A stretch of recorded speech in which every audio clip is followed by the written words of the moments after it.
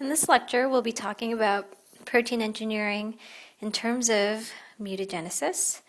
We'll be looking at site-directed mutagenesis, alanine scanning mutagenesis, binomial alanine scanning mutagenesis, shotgun scanning mutagenesis, introducing phage display, homolog mutagenesis, saturation mutagenesis, also introducing cassette and oligo-directed mutagenesis, protein minimization, and also we'll be talking towards the end different techniques, ELISA, Western blot, and histag purification based on immunochemistry.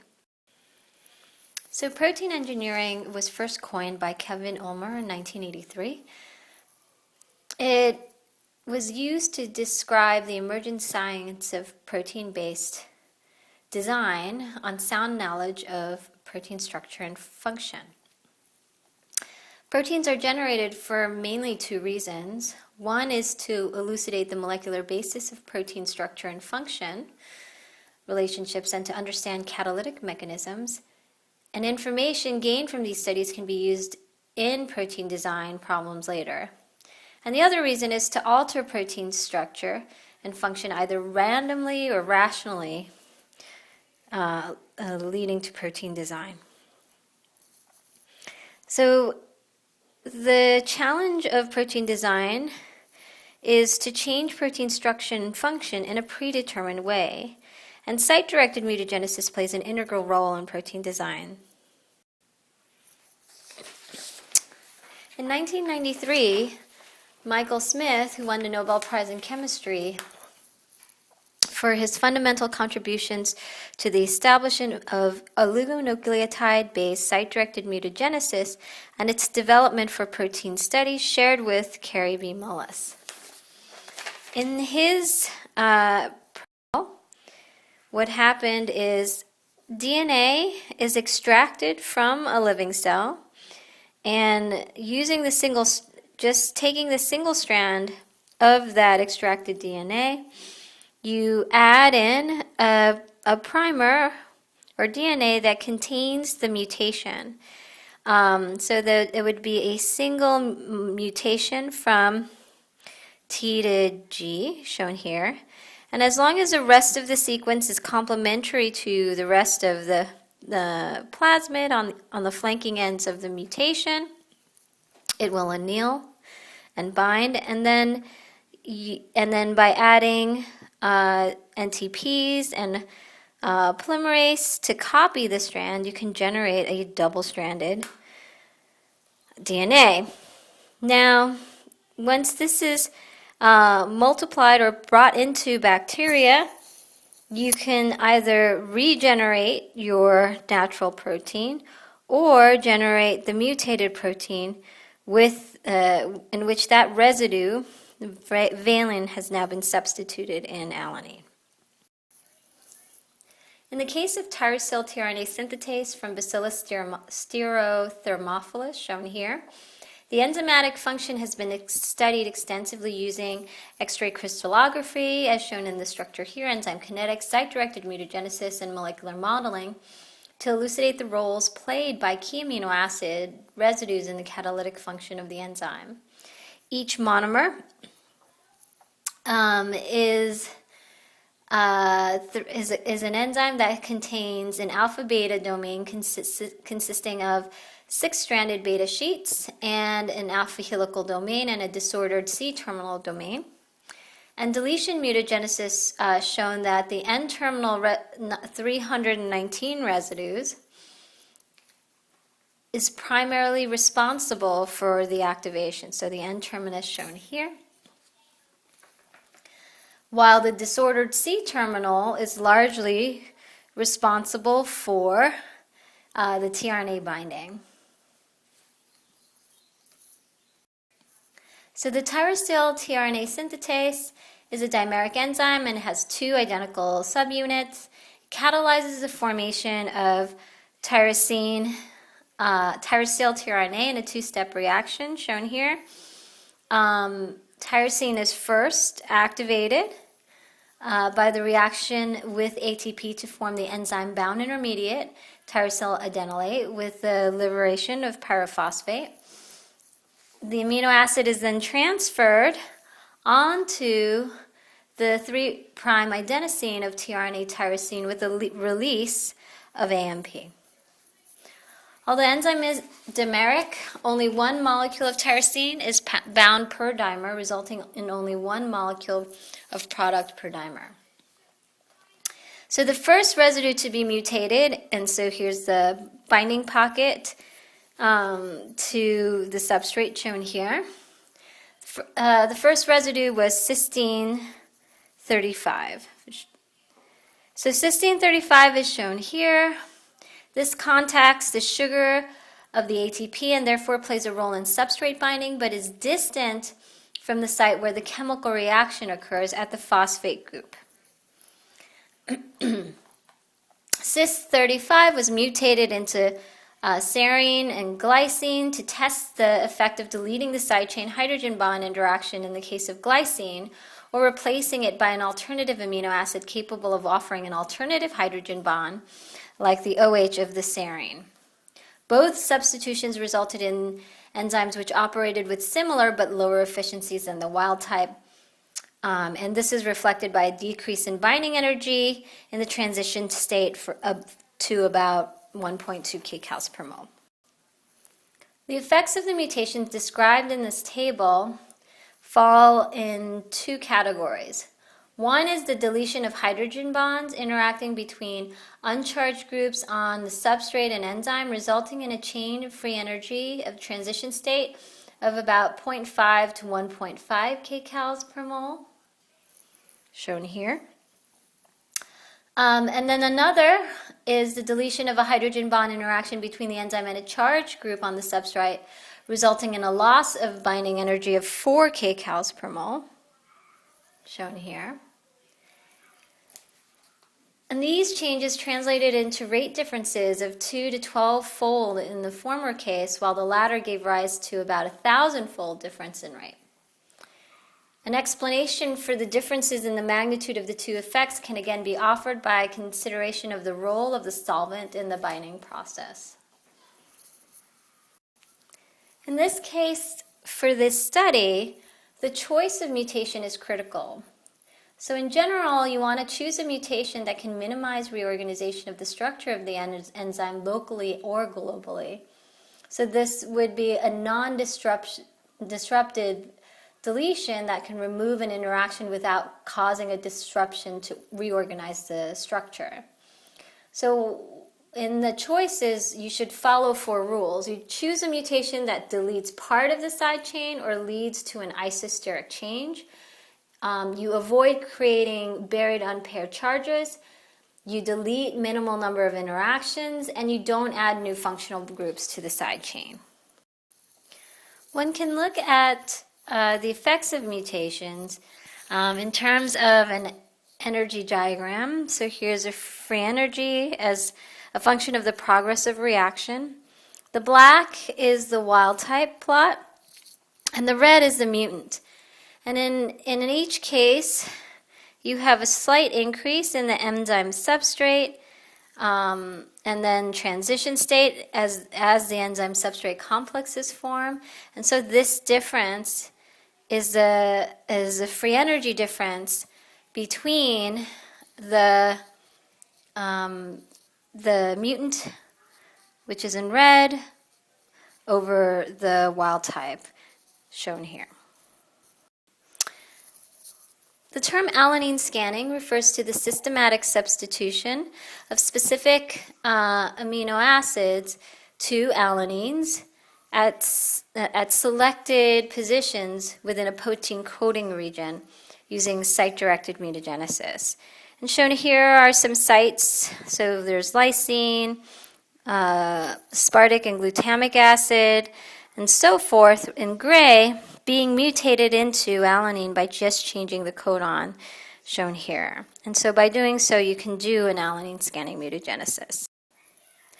So why select alanine? Well, what alanine does is that it effectively removes the side chain functionality. So if you look at all these side chains, these R groups, it removes the side chain functionality without introducing any flexibility. So you're removing these side chains from the sequence by substituting it with alanine, these with alanine. Glycine isn't used is because if you add glycine, which has 2 hydrogens, it will introduce flexibility and then effectively change the structure. And as a result, alanine is selected, the next larger amino acid. So here's an example of an alanine scanning mutagenesis done on human growth hormone. And so you can see this is plotting each alanine mutant and how it is doing relative to wild type. And so these values shown here show weaker binding, indicating that those residues are important, and then these show stronger binding. And then there's neutral ones that don't show anything, indicating that the mutation does not impact the function. Now, those residues that are showing weaker binding indicate that these residues are important. And so you learn which residues are important for recognition of, or at least molecular recognition in terms of human growth hormone. The con is that in order to gain, while you're gaining all of this information and knowledge about structure function, you need to actually express all of and make all of these single alanine mutant and characterize them relative to wild type. And that is very time consuming. Certain amino acids and proteins, like shown here, can interact with one another in both additive and synergistic ways. For example, red and blue amino acids may form a salt bridge, but if you mutate only one amino acid into alanine, you may not observe that effect. So then, can we make multiple mutations into alanine at once to look at the protein function? In this case, do a binomial alanine scanning mutagenesis. Particular codons can be mutated into alanine by a single nucleotide mutation. And rather than making a specific single mutation from, let's say, arginine into alanine, you can create synthetic DNAs with codons that have a mixture of the natural amino acid arginine and alanine, and then also other amino acids depending on the codon. And when you have a mixture of these, you can then subject this mixture with different combinations of alanine to do a functional screen. In this case, we have DNA binding because you're looking at the lambda repressor. And then you can identify residues that are clearly important and function additively because you can do multiple alanines at one time in this way, in this library way. So by looking at 11 positions of the N-terminus of the lambda repressor, they were able to see that certain residues were important and actually were linked to one another in terms of additive functionality. Shotgun scanning mutagenesis allows one to expand to larger sets of amino acids to mutate into alanine, as well as larger total number of mutated amino acids. In this case, phage display is used. It's a technique of displaying peptides on the surface of bacteriophage by fusing it to a gene on the surface that has a surface coat protein on the virus. And so here, when you're utilizing phage display, you can then actually look for binding to either DNA, if it's a DNA binding protein, or another protein, and then use that as a way to amplify and enrich and select the variants that can do well. M13 bacteriophage is commonly used for phage display. It is 800 nanometers in length and 7.7 nanometers in diameter. And it houses a single-stranded circular DNA molecule that's covalently closed. And in this cylinder, on the surface, there are coat proteins There are 270 copies of the P8 protein. On the tips, you have P7 and P9, which have 4 or 5 copies each. And the other side of the tip, you have P3 and P6, which also has 4 to 5 copies each. So if we look at the genes and what it encodes, gene 2, for example, encodes for proteins involved in DNA replication.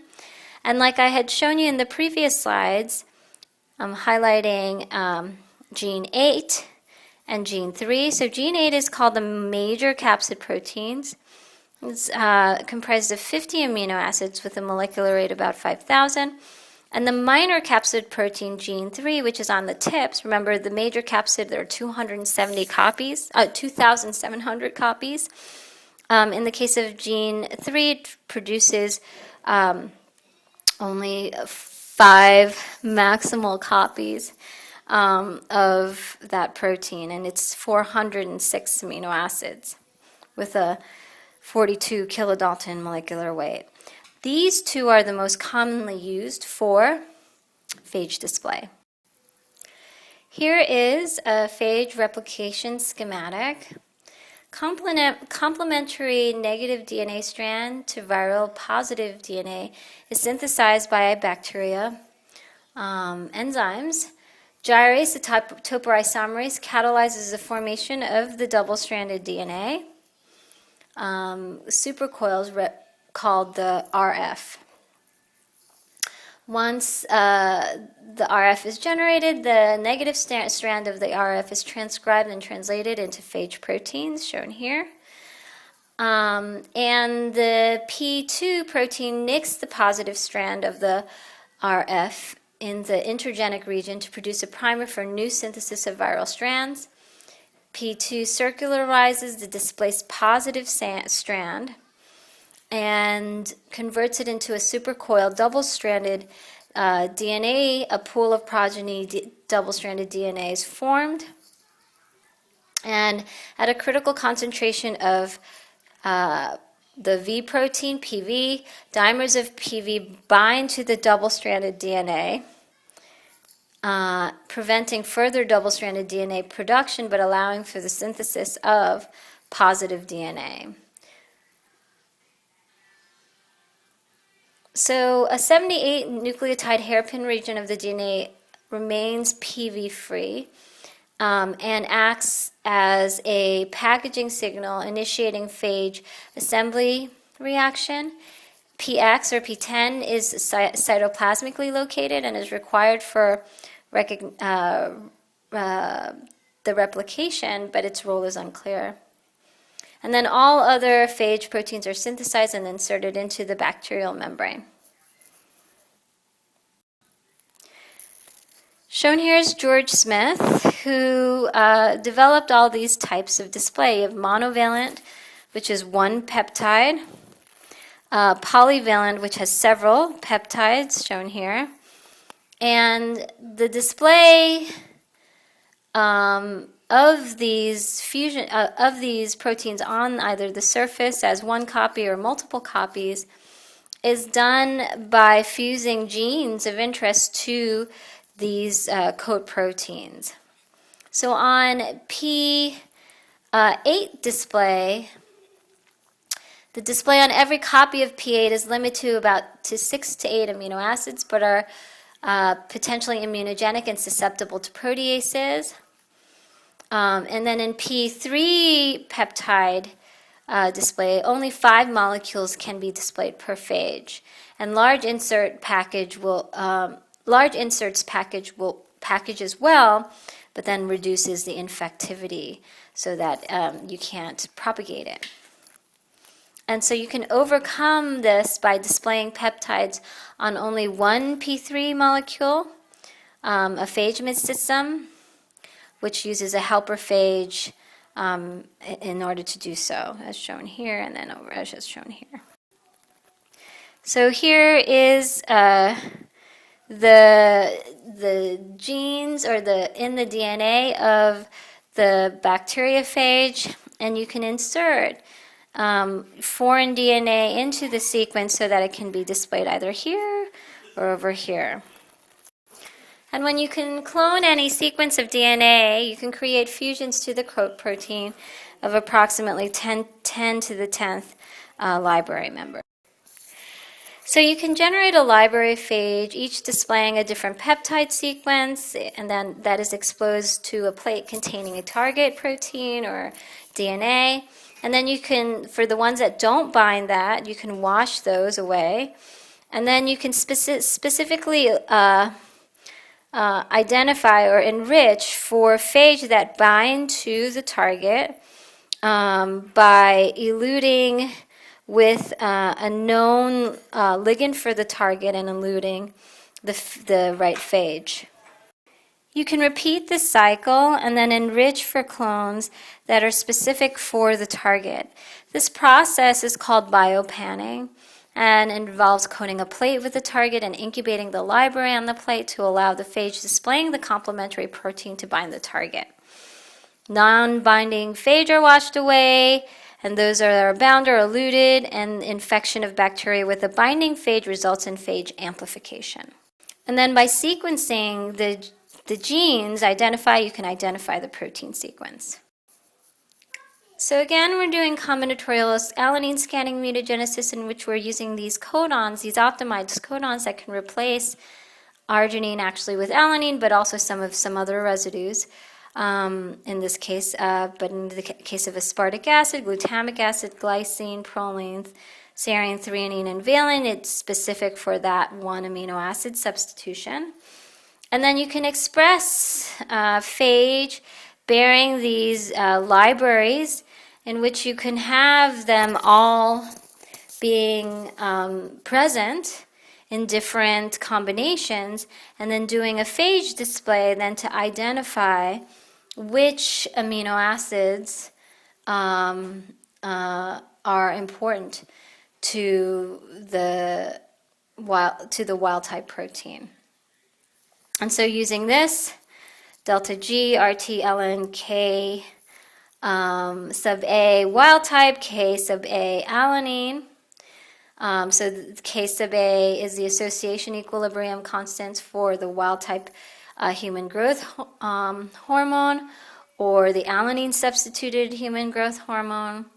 And so you can then obtain and measure each alanine mutant's effect on each selection as they change in free energy relative to wild type. Using shotgun scan of human growth hormone, the three-dimensional structure of human growth hormone is shown here in space-filling mode.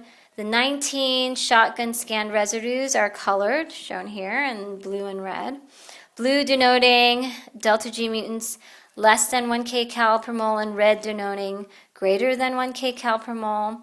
The residues shown in red constitute the functional epitope of the human growth hormone site, and that is just based on the data obtained from the shotgun scanning.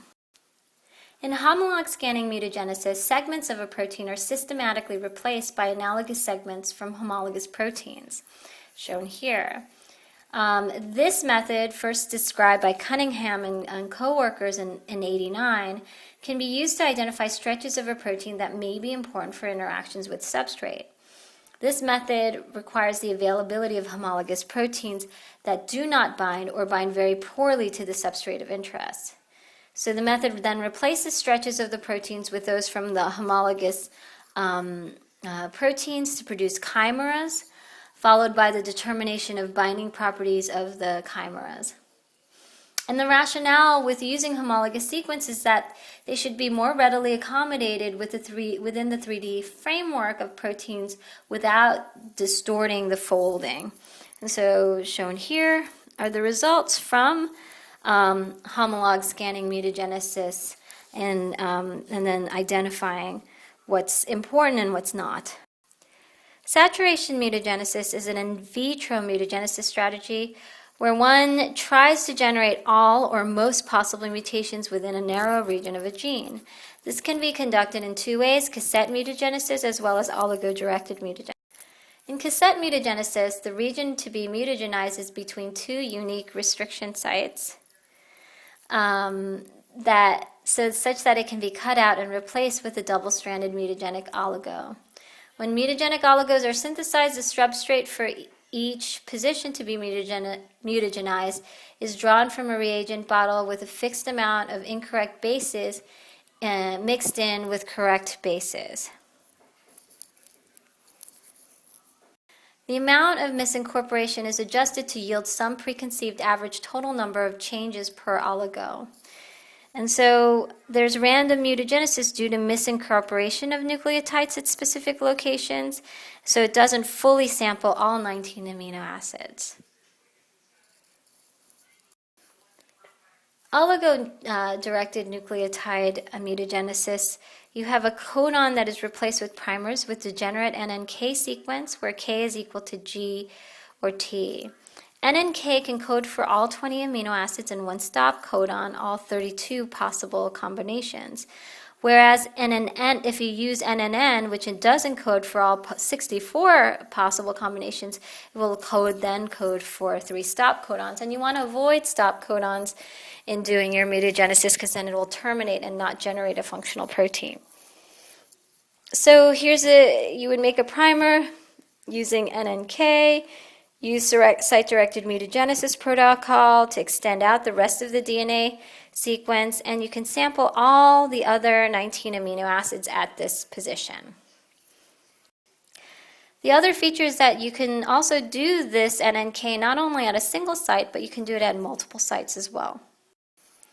So for saturation mutagenesis, you need to consider library size. So if you replace a codon in the primers with the degenerate NNK sequence where K is equal to G or T, and you generate either a 1 amino acid mutation, this would then lead to 4, 4, 2, 32 to the 1, which is a library of 32. But as you increase from 1 to 2 to 3 to 4, let's say, you have that same 32, but you have 4 amino acids that are being mutated. So your library size are now in the millions. So if you consider that the transformation efficiency of E. coli is 10 to the 8th to 10 to the 9th, the library cannot exceed the transformation efficiency. And so going beyond 5 amino acids in terms of mutations is not a good thing to do. The other thing that you need to note is that you need to make sure you cover the diversity of your library size. And so you want to calculate the confidence level. So the confidence level tells you how sure you can be. It is expressed as a percentage and represents how often the true percentage of the population who would pick an answer lies within the confidence interval. The 95% confidence level means you can be 95% certain. 99% confidence level means you can be 99% certain. And for a 90% confidence level, you can take your library as you're calculating here, and then you multiply by a factor of 2.3. And so if you're asked to calculate library size, you should be able to do so for saturation mutagenesis libraries. And you should be able to calculate a library with a confidence level of 90%, at least minimally. So you can do alanine scanning and then do what is called protein minimization to get the minimal protein that can function or reproduce the function of the natural protein. So ANP is atrial natriuretic peptide. It's a 28 amino acid hormone. It regulates blood pressure and salt balance, it's shown here. And so ANP hotspot residues are important for binding NPRA, and so you can identify the hotspots using alanine. Here, the pink residues are the residues important for NPRA binding. So experiment was taken to take ANP from a 28 amino acid down to half its size to about 15 amino acids. So the first thing they did was an alanine scanning mutagenesis, identifying the 7 residues important for binding an NPRA receptor. Based on ANP structure, there was a design of an alternative disulfide bond, and this alternative disulfide bond, shown here, led to a reduction in affinity about 100-fold. And then you do mutagenesis again to restore the binding affinity. And then the C terminus was then deleted in the next step, and re-optimization so that you can go from 28 down to 20. And then the 4 N-terminal amino acids were deleted, leading to this 15 amino acid mini ANP. So here's an alanine scan of the wild-type ANP, identifying the residues that are important, the hotspot residues. And then here's a 19 amino acid mini ANP, identifying the residues that are important. And in these experiments, the binding of NPRA receptor was detected by ELISA. ELISA, or enzyme-linked immunosorbent assay, is a way to assay binding.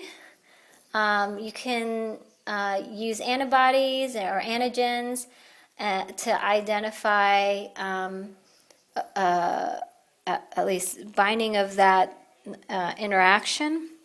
And shown here, what happens is you coat a microtiter plate well with antigen, shown here. And then you black all unbound sites to prevent false positive results. Add antibodies to the wells. Add anti-mice IgG conjugated to an enzyme. And then reaction of a substrate with the enzyme to produce a colored product, indicating a positive reaction, that it's interacting with the antigen. So they can provide a useful measurement for antigen or antibody concentration, shown here. So one antibody, the capture antibody, is purified and bound to a solid phase, typically attached to the bottom of the plate well. Antigen is then added, shown here, and allowed to complex with the bound antibody. Unbound products are then removed and washed. And then a labeled second antibody, which is the detection antibody, is allowed to bind the antigen, thus completing the sandwich. So this is called a sandwich ELISA. The assay is then quantitated by measuring the amount of labeled second antibody bound to the matrix through use of a colorimetric substrate, shown here, and then you can measure the changes and generate a standard curve. Major advantage of this technique are that the antigen does not need to be purified prior to use, and that these assays are very specific. But one disadvantage is that not all antibodies can be used. Monoclonal antibody combinations must be qualified as match pairs, meaning that they can recognize separate epitopes on the antigen so they do not hinder each other's binding. When 2 match pair antibodies are not available for your target, another option is the competitive ELISA, shown here. Another advantage to the competitive ELISA is that non-purified primary antibodies may be used. In this case, you're having your antibody standards and samples. Then you're adding your enzyme labeled antigen, and then you're adding the substrate to determine the color change. And now you're going to see a different standard curve, a competitive curve. Here is a table of conjugated enzymes and colorimetric substrates. Alkaline phosphatase is commonly used, as well as horseradish peroxidase, and here are the different substrates under each one. And then the buffer, as well as a reagent, and what color and wavelength can be used in all cases. So you can go through this table on your own and pause this recording. The sensitivity of sandwich ELISA is dependent on 4 factors: the number of molecules of the first antibody that are bound to the solid phase, the avidity of the first antibody for the antigen, the avidity of the second antibody for the antigen, and the specific activity of the second antibody. One can conduct Phage-ELISA, now going back to the example of ANP binding to NPRA. If we look, in this case, the ANP is being displayed on the P3 of phage, shown here. ELISA measurements of ANP phage to NPRA and NPRC, shown here, with EC values being calculated. Binding assay is shown here. You generate the phagement displaying the random ANP molecules, and then you bind to mobilize NPRA in the presence of competing NPRC. You then rinse away the NPRC binders and elute out NPRA-specific phagement, propagate and repeat enrichment, and go through this process iteratively. Western blots allow investigators to determine the molecular weight of a protein and to measure relative amounts of the protein present in different samples. And here, proteins are separated out on an SDS page gel. The proteins are then transferred to a sheet of special blotting paper, usually nitrocellulose. The proteins retain the same pattern of separation that they had on the gel. The blot is then incubated with generic proteins such as milk proteins to block it. And then an antibody is added to the solution, shown here. This is able to bind to a specific protein in the nitrocellulose. And then you add, the antibody has an enzyme, and you add a dye to it so that you can detect where it's specifically binding, and you can identify its target. So this is his-tag purification. While we discussed it briefly before, this is showing that a little bit more detail in which you have his-tag proteins shown in red. Those are the his-tag proteins, and then you have other proteins separated out in the nickel NTA column. You can wash the non-his-tag proteins, and then at high imidazole, you can identify or elute out the protein of interest with the tag. And what the column is a nickel column that binds to histidines, polyhistidine, so it's a nickel, a mobilized nickel column. And because imidazole is structurally similar to that of histidine, I'm sorry, the nitrogens aren't showing. This is, by adding imidazole, you can compete it out. So this ends all of this introduction to protein engineering, from site-directed mutagenesis to all sorts of mutagenesis.